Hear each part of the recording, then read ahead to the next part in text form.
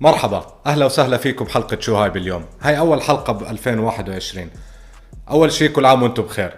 ثاني شي حبينا بحلقة اليوم نقيم السنيكرز اللي نزلت بال 2020. خدنا 4 ساعات 4 ساعات بس عشان نطلع لستة فيها تنشوز. ما قدرنا، فسوينا لستين، لستة هايب صح. ولستة تعني لنا نحن الجواتي لها قصة حصلناها، فبنعطيكم لستة. فخلينا نبدأ بلستة الهايب عالميا. ابدأ من عندك نادر.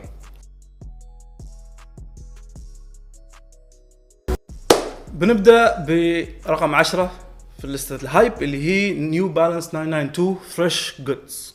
جو فريش جودز مصمم صاعد في الولايات المتحدة، الألوان مفعمة بالحياة، قوية، الكمية كانت محدودة، فهذا ياب هايب زيادة عن اللزوم. رقم 9 أديداس سوبر ستار برادا. عليها برادة صغيرة صارت تنباع ب$500، صارت كثير هايب غالبا عند زباين برادا مش زباين أديداس. رقم 8 عندنا الدنك لو كنتاكي، واحد من الأو جي كالرز اللي كانت نازلة في 1985. طبعا الحين كان ترافيس سكوت نازل في أول السنة، وكان ثاني دنك نازل، فأكيد كان هايب. رقم 7 ناكي ساكاي فيبور وافل. الهايب بدأ من الريليز الأول من ساكاي، كان كثير هايب.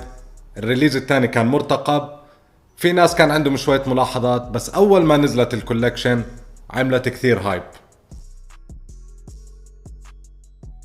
رقم 6 عندنا الاي جي 5 اوف وايت مازلن، اير جوردن اوف وايت، مش لازم نتكلم زيادة. رقم 5 اس بي دانك سترينج لوف. شون كليفر مخمل وردي. ليش صار هايب؟ ورقم 4 عندنا الاس بي نايكي اس بي دانك ترافيس سكوت. ترافيس سكوت نايكي دانك هو اللي بدأ، ترافيس سكوت نايكي دانك هو اللي بدأ الهايب هالسنة، طبعا مع الديزاين وترافيس سكوت going from Air Jordan 1 and 6 خلاص. رقم 3 اير جوردن 4 اوف وايت. شو بدي احكي لكم؟ اير جوردن اوف وايت لون موحد سيل هايب. وعندنا في رقم 2 نايكي اس بي دانك بن جيريز. قصة الايس كريم اللي هي بن جيريز والشانكي مونكي فليفر، الالوان، الديزاين الصارخ، الناس تحمست. بيني وبينك ما اعرف ليش، ولكن توب اوف ذا هايب.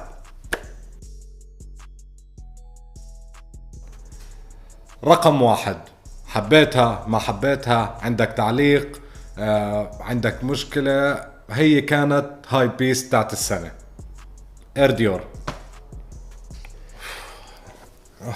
ويا هاللسته مال هاي بيس افتكينا. خلص يا اخي خلصنا. وين اللسته مالتنا يعني؟ بس خلينا نشوف سنيكر هيد سنيكر هيد. وين طلعوا لنا لسته بالاشياء الصح اللي ما هاي بيس. هسا رح نبدأ باللستة تاعت شو هايب اللي احنا ناقشنا فيها وقررناها. رقم 10 معانا اديداس زايون 350 V2. ليش؟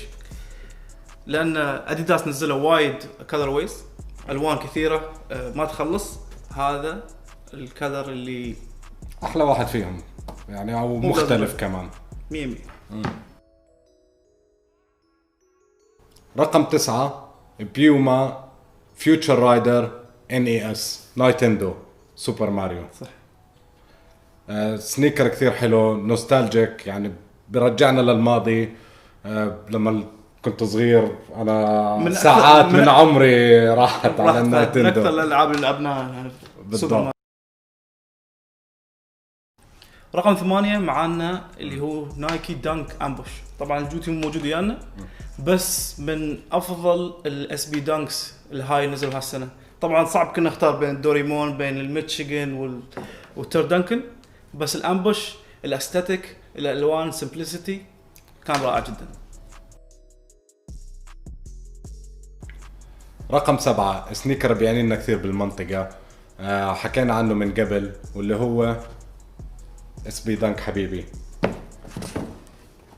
حكينا بالتفصيل عن كيف تنفيذه، كيف تصميمه، كل اشي له معنى فيه، لازم يكون في الليستة، لازم يكون عندنا. ورقم 6 عندنا اير جوردن 4 يونيون. يعني كيف اقول لكم، في البداية ما حبيت الجوتي، يعني الجماعة كانوا يبون يقارنون بين اليونيون اير جوردن 1، قلنا خلاص اير جوردن 4 يونيون بيكون شيء.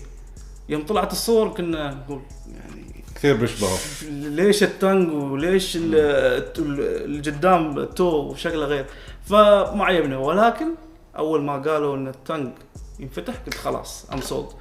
شفت الجوافا كلر واي قلت خلاص تيك ماي ماني، شنو في بيزر اعطوني الجوتي. فهاز تو بي ان ذا الصراحه. خطير. رقم 5 نيو بالانس 327 كازابلانكا. اول شيء نيو بالانس هاي السنه عملوا شغلات كثير حلوه، صحيح. من احلاها بالنسبه لنا كان الكازابلانكا. السيلويت اصلا ال 327 اول مره بينزل، كواليتي جدا عاليه، الالوان راقيه وجميله جدا. ورقم 4 عندنا الاير جوردن 1 دارك موكا. طبعا اير جوردن 1 كان في كميه كبيره هالسنه، طبعا ما قدرنا نحط كلهم في طوكيو كو جي بي، في البايو هاك، بس بالنسبه لنا الدارك موكا كان هو توب اير جوردن 1 في السنه. الماتيريال عالي، طبعا خلينا ما نبغى نتكلم عنه يشبه ترافيس سكوت ولا لا، بعيد عن هذا الموضوع. كواليتي عالي، اللون جميل جدا، يلبس مع اي شيء، فهذا واحد من التوب اللي عندنا في هذا السنه. صحيح. رقم 3 اللي هو الاير جوردن 4 اوف وايت، كان موجود بلستة الهاي بيست لانه اوف وايت بس. صح. احنا بالنسبة لنا هو رقم 3 عنا بسبب اللون تبعه، الماتيريال، ستايلينج ماله سهل تلبسه مع اي شيء تقريبا. بالضبط. الصراحة يعني سواء انت هاي بيست او سنيكر هيد you cannot go wrong with this. انه سنيكر جدا حلو جدا خطير وبيستاهل يكون عندنا بأول 3. ورقم 2 عندنا اللي هو نايكي اس بي دانك ترافيس سكوت. ليش رقم 2؟ الدانك اللي كرييتد الهايب في بداية هالسنة كان نايكي اس بي دانك تراف، بس نحن ما نتكلم بس عن الهايب. الاستاتيك مال جوتي، شكل الجوتي وايد جميل، الماتيريال، القصة كيف سوى الماركتينج وسوى خلى الناس تجو سكيت بورد انت، هذا كان موضوع. الالوان، وطبعا الكونكشن مع ترافيس سكوت طبعا خلاه شيء، بس بالنسبه لنا احنا من احلى جواتي اس بي دانك نزلت هذا السنه. اوكي وصلنا. هذا مش رقم 1. رقم 1 اللي هو الاي جي 5 اوف وايت موزلين، اللون الثاني. بالنسبة لنا هو اكيد عمل ضجة كثير هايب، بس احنا بالنسبة لنا حبيناه لانه كثير قريب على حقيقة الاير جوردن 5، قريب على التصميم الاصلي، الالوان، ما في تفصيل فيه ما حبيناه. حتى اللي ما حب الاير جوردن 5 قبل حب الاير جوردن 5 اوف وايت موزلين. فتوب اوف ذا ليست بالضبط. هيك وصلنا لنهاية الحلقة. بهاي الحلقة اعطينا قائمتين اللي بالنسبة للهايب بتعتمد كثير على الارقام، صحيح. على المبيعات، على الضجة، على هاي الامور. القائمة الثانية شخصية، نحن هاي الجواتي اللي عيبتنا السنة، حسينا عيبنا اللون، القصة، إن علاقة فيها، شفناها، اهم اشي مسكناها. فهذا رأينا. اعطونا رأيكم بكل قائمة، اي اشي بتشوفوا انه هو لازم يكون واحنا ما حطيناه بالقائمة. بالضبط. ما عجبكم رأينا، اعطونا رأيكم. توب 3 توب 1 اللي تشوفه انت كان مفروض يكون في الليستة توب 1 او يكون في الليستة توب 3، اعطنا رأيك. بس قبل ما تعطينا رأيك او اي اشي، لايك، فولو، سبسكرايب. ثانك يو.